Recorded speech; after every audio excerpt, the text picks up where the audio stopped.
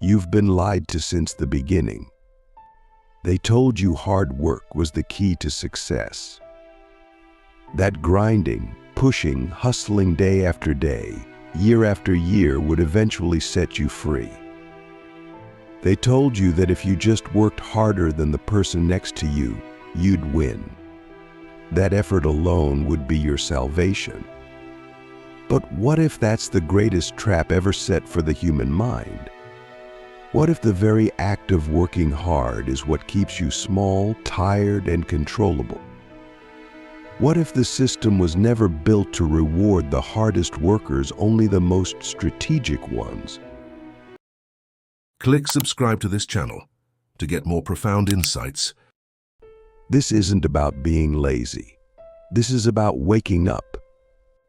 Because if you're working yourself to the bone, sacrificing your time, your health, your relationships, and still not getting what you want, maybe the problem isn't you.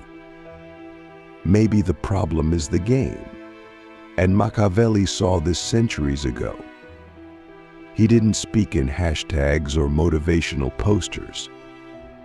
He spoke in raw power, in truth that cut through illusions. He warned us that hard work, without control, without leverage, without cunning, is not noble. It's dangerous. It makes you disposable. We've all seen it. The person who gives everything to their job, who stays late, shows up early, never complains, and still gets overlooked for the promotion, still gets replaced when the budget tightens, still gets ignored in the room where decisions are made. Why? Because hard work alone doesn't make you powerful. It makes you predictable. And in Machiavellian terms, predictability is weakness. It's exactly what rulers want in their subjects: obedience, reliability, exhaustion. Because if you're too tired to think, you're too tired to rebel. Machiavelli didn't glorify labor. He glorified outcome. He understood that the world doesn't reward effort, it rewards results, and more importantly, perceived value. He wrote, "It is not titles that honor men, but men that honor titles." In other words, it's not the work itself that holds power, it's how you position it, frame it, weaponize it. You can dig holes all day, but if no one sees the value, you're just dirt covered and forgotten. So why do we keep falling for the myth? Because it's comforting. It gives us a sense of control. If I just work harder, I'll get there. It keeps us from facing the deeper, scarier truth that hard work is often used to distract you from asking the real questions. Who holds the power? Who sets the rules? Who actually benefits from your grind? Let's go even deeper. The human psyche is wired for cause and effect. You plant, you harvest, you lift, you grow. It's clean. It's simple. But society isn't a field. It's a jungle. And in a jungle, it's not the hardest worker who survives. It's the one who knows the terrain, who moves in shadows, who sees the trap before stepping into it. And Machiavelli was the guide to that terrain. He didn't tell you to be good. He told you to be aware, to be dangerous, to be sovereign. You might be thinking, but if I don't work hard, how will I make it? That's the trap.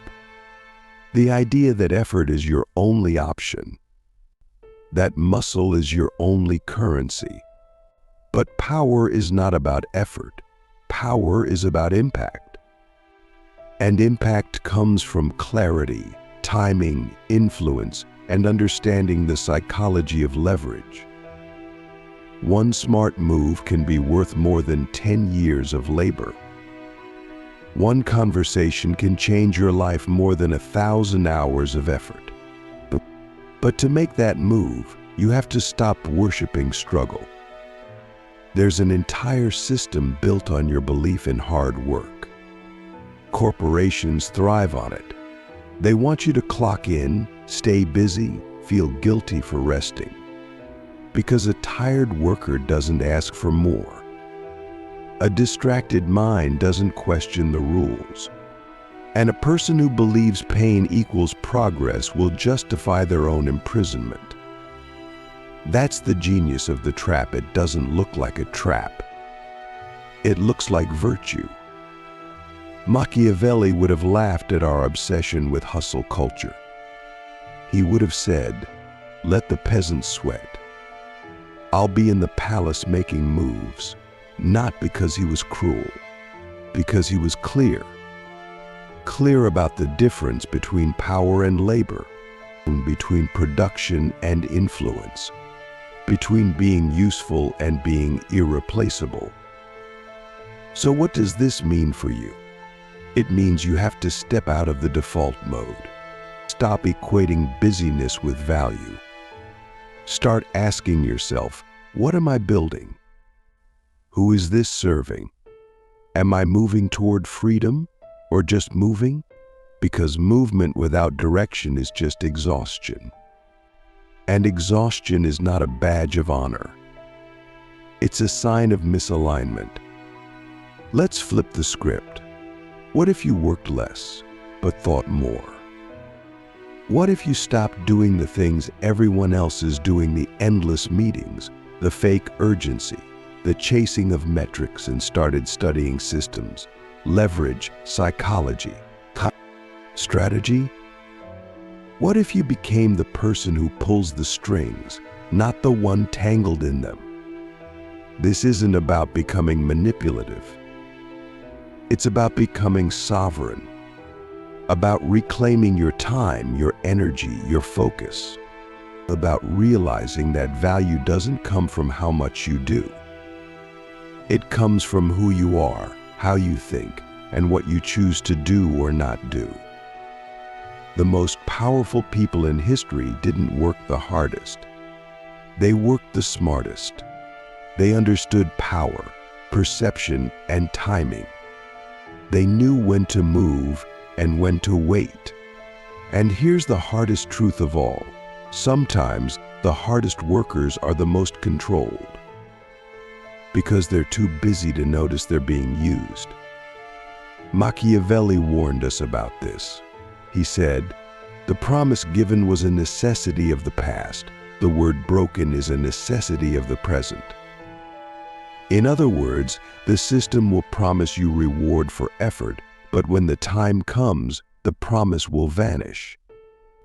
That's not evil. That's survival. That's politics. That's how power protects itself. So what do? We get smart. We get strategic. We stop working for approval and start working for advantage. We learn how influence actually works. We study human nature, our own and others. We stop asking, "How can I do more?" and start asking, "How can I multiply what I already have?" That's leverage. That's intelligence. That's the Machiavellian mind. Let me ask you something dangerous. What if the life you've been chasing with hard work could be built faster by thinking differently? What if the doors you've been trying to kick down could be unlocked with one key conversation, one shift in perception, one act of clarity? What if all that pain wasn't necessary? We've glorified the grind because we're afraid of stillness. Stillness forces us to think, to confront the truth. But in that stillness is where power is born. That's where vision lives, where strategy begins, where the real game starts. You've been running. Now stop. Breathe. Look around. Who's really winning? Who's actually free? Who owns their time, their choices, their mind? It's not always the one who works the hardest. It's the one who sees clearly. Now that we've paused and started to see the trap for what it is, we can begin to ask a more powerful question. What is actually driving our obsession with hard work? Why do we feel guilty when we rest? Why do we feel worthless if we're not producing, not grinding, not sacrificing something? It's not just societal programming. It's psychological. Deep down, many of us are trying to prove our worth, not to the world, but to ourselves. We secretly believe that if we just work hard enough, suffer long enough, achieve enough, we'll finally be enough. But Machiavelli would challenge that belief. He would say that self-worth, if it's based on effort alone, is a vulnerability.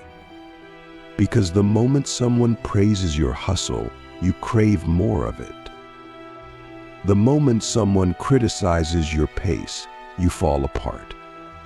That's not power. That's dependency. And dependency is always exploited. He would ask you to stop building your identity on labor and start building it on impact, on results, on your ability to influence reality not just through brute force, but through clarity and precision. We live in a world that rewards performance, not potential. But it also punishes those too focused on the wrong game. You can perform endlessly, work harder every year, and still be invisible. The system is not designed to recognize your effort. It's designed to extract it. Machiavelli knew this. In The Prince, he speaks of rulers who gain power not through birthright, but through cunning. He tells us that those who rise must understand one thing: appearances matter more than intentions. And in today's world, that translates to this: people don't care how hard you work. They care how much you win. That may sound harsh, but it's liberating, because it means you can stop trying to prove yourself through exhaustion. You can stop playing the martyr. You can stop measuring your worth by how tired you are at the end of the day. You can start asking different questions. Not how much did I do, but how much did it move the needle? Not did I give it my all, but did I give it what it needed? There's a difference, and that difference is everything. Let's zoom in on a core psychological trap. Many people believe that if they stop working hard, they'll lose everything. Their job, their respect, their momentum, maybe even their identity. This fear runs deep, because in a productivity-obsessed culture, rest feels like rebellion. But Machiavelli would argue that rebellion is precisely what's needed. Not rebellion for drama, but rebellion for strategy. You must rebel against the idea that your value is tied to suffering. You must rebel against the quiet voice in your head that says, if I'm not exhausted, I'm not doing enough. Where did that voice come from? Maybe from your parents. Maybe from school. Maybe from a boss who praised you only when you sacrificed your boundaries. Maybe from a society that glorifies burnout and calls it ambition. But wherever it came from, it's not yours. And if it's not yours, you can let it go. Let's consider a different model. Imagine two people. One works 12 hours a day, every day, without fail. The other works 4 hours a day, but spends time thinking, planning, building leverage, developing relationships. At first glance, we praise the 12-hour worker. But 5 years later, who has more freedom? More influence? More peace? It's usually the one who thought, not the one who sweated. That's not laziness, that's design. Machiavelli believed that fortune favors the prepared, but preparation doesn't mean overwork. It means readiness. It means knowing when to strike and when to wait. It means seeing the whole board, not just the square in front of you. He warned us, those who do not understand timing, who work blindly, will be overtaken by those who do. Because the world is not fair. It's strategic. It obeys the laws of power, not the myths of effort. This is where most people get stuck. They feel they're being good by working hard. They think virtue lies in struggle. But Machiavelli flipped this on its head. He said, "It is better to be feared than loved, if you cannot be both." Translate that into modern terms, and you get this. It's better to be respected for your outcomes than liked for your sacrifice. People admire results. They use effort. If you want to be respected, stop trying to be the hero. Be the architect. So what does being the architect look like in your life? It means designing your time around outcomes, not activity. It means knowing that one well-placed conversation can change everything. It means building systems that work for you, even when you're not working. It means saying no to things that look productive but aren't strategic. It means being willing to disappoint people who benefit from your overwork. And it also means mastering emotional discipline. Because the moment you stop working hard, guilt will rise. You'll feel lazy. You'll feel like a failure. That's the system trying to pull you back in. But that's the moment you have to hold the line. You have to remind yourself, I'm not here to be busy. I'm here to be effective. I'm not here to grind. I'm here to win. Let me ask you something most people never dare to ask. What if you've been choosing hard work because it's easier than facing your fear of being powerful? Because when you're just working hard, you don't have to take full responsibility. If it doesn't work, you can say, at least I tried. But if you start working smart, if you start playing the real game, the psychological, strategic, high-leverage game, then there are no more excuses. You either rise or you don't, and that level of responsibility is terrifying. But it's also where true freedom lives. You don't have to quit your job. You don't have to stop working. But you do have to wake up. You have to start seeing where your time and energy are actually going. Are they building leverage? Or are they just burning fuel? Are they creating freedom? Or are they reinforcing the trap? And here's the secret the system doesn't want you to know. You can choose differently. Right now, today, you can start carving out time to think, to study power, to analyze systems, and to build assets, to design your escape, not from work but from mindless work, from the kind that keeps you busy, broke, and blind. Machiavelli would not applaud your exhaustion. He would ask you what you're building, what you're gaining, what you're mastering. He would ask you if your labor is turning into leverage. And if it's not, he'd tell you to stop. So let's end this part with a challenge. Track your week. Every hour. Not just what you did, but what it produced. What it moved forward. What it built. You might be shocked at how much time you spend performing activity that has no strategy. And that's not your fault. That's the trap. But now that you see it, you can start to escape. Now that you've begun to see through it, the machinery, the illusion, the psychological trap, you're standing at a crossroads. One path leads back to the world you know, effort, exhaustion, validation through sacrifice. The other leads into something unknown, clarity, precision, strategy, inner sovereignty. Machiavelli never demanded that we become cruel or cold. What he demanded was that we become lucid, that we stop pretending the game isn't rigged and start playing our game. One of the most dangerous ideas ever sold to us is that virtue is found in struggle, that to suffer is to be worthy, that to delay pleasure, to delay rest, to delay joy somehow makes us more noble. But who told you that? And more importantly, who benefits from you believing it?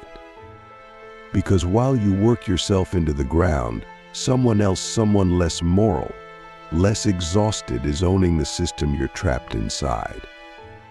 You are not here to live on the edge of burnout.